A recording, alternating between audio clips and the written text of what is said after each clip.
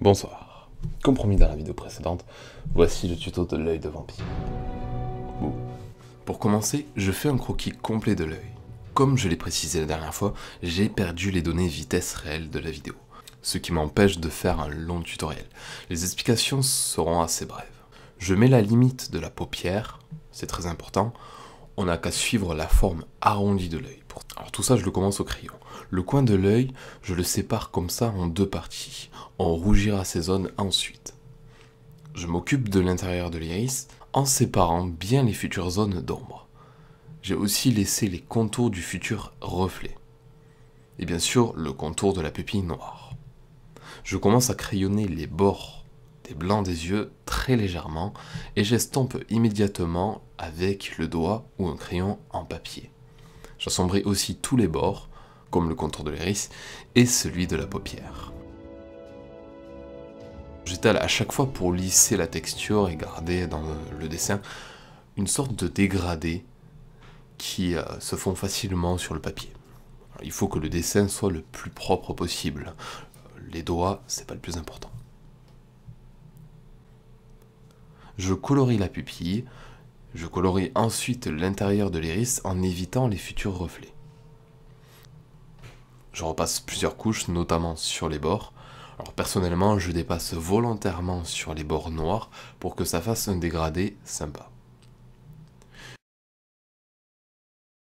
J'utilise cette fois du pastel sec en crayon, alors je l'estompe sans hésiter de manière à propager du rouge dans le blanc de l'œil.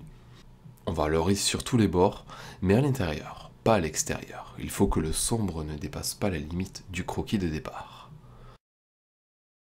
Pour rendre l'iris plus réaliste, on crée des sillons à l'intérieur, contre les zones noires, bord de l'iris et pupilles notamment.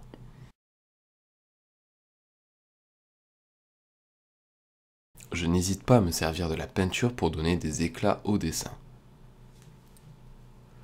Maintenant, je marme du pastel blanc. Avec celui-là, je vais créer des petits reflets dans l'iris, et partout où ça doit être blanc. Maintenant, on fait quelques retouches avec nos pastels secs.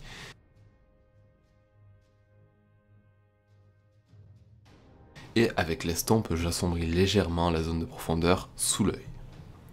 Pour finir ce dessin, je vous conseille d'utiliser un crayon très noir, comme le pastel ou le carbone. Ce crayon-là, on le taille bien et on fait les cils du bas, légers. Alors leur direction se ressemble, mais ils doivent varier à chaque fois. Pareil pour le haut, mais ils sont plus épais et encore plus longs.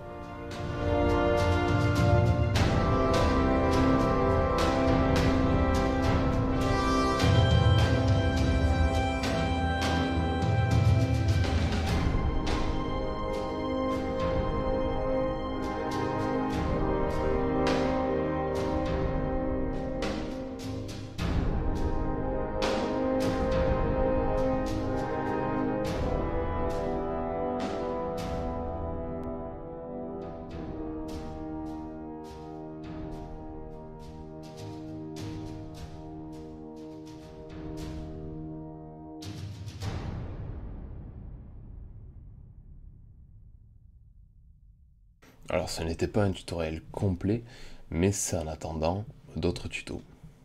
D'ici là, portez-vous bien et à bientôt. Coucou!